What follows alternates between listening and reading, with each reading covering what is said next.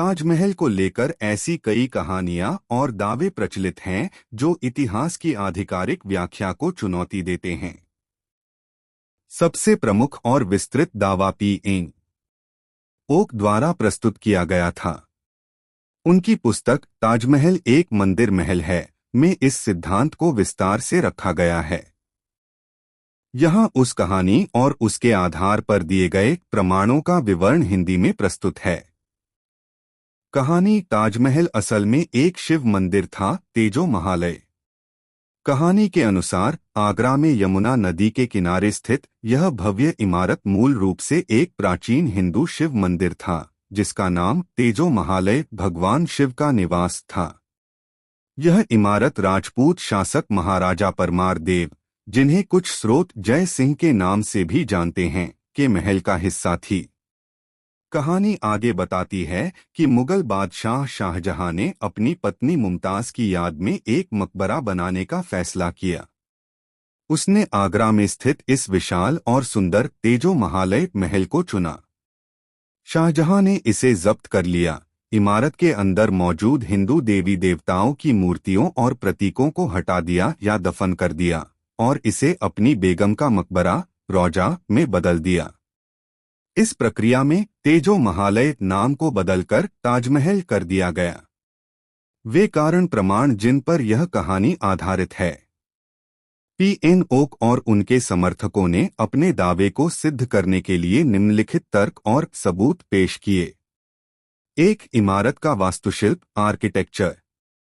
हिंदू शैली ताजमहल का गुंबद, छतरिया, कमल के आकार की संरचनाएं और स्तंभ शुद्ध रूप से हिंदू राजपूत वास्तुकला की शैली के हैं, न कि फारसी या इस्लामिक।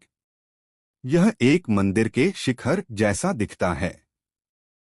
छतरिया मुख्य गुंबद के चारों ओर लगी छोटी छतरियां हिंदू मंदिरों में देखे जाने वाले कलश की याद दिलाती हैं।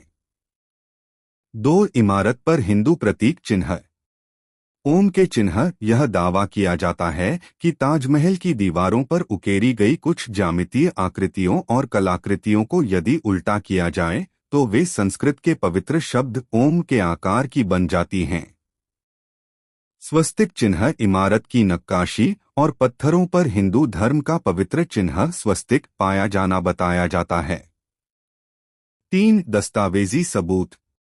ओक का दावा है कि मुगल दरबारी इतिहासकार अब्दुल हमीद लाहौरी द्वारा लिखित बादशाहनामा नामक ग्रंथ में लिखा है कि शाहजहां ने राजा जय सिंह से आगरा में एक भव्य इमारत महल का अधिग्रहण एक्वायर किया था।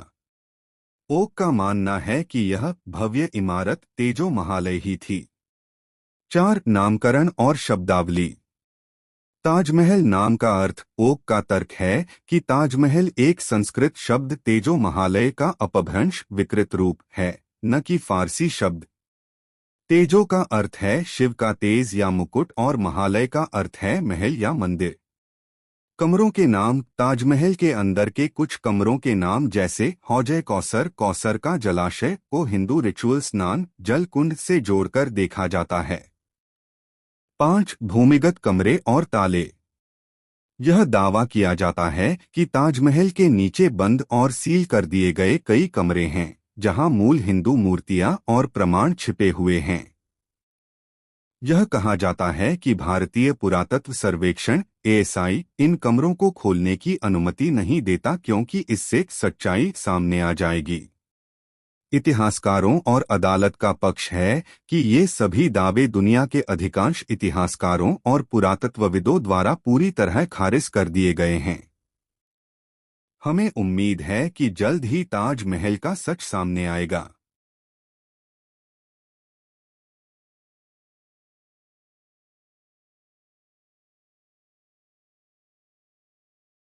अगर आपको यह कहानी पसंद आई और आप ऐसी और दिलचस्प कहानियां सुनना चाहते हैं तो कृपया मेरे चैनल को सब्सक्राइब करें। बेल आइकॉन पर क्लिक करना न भूलें।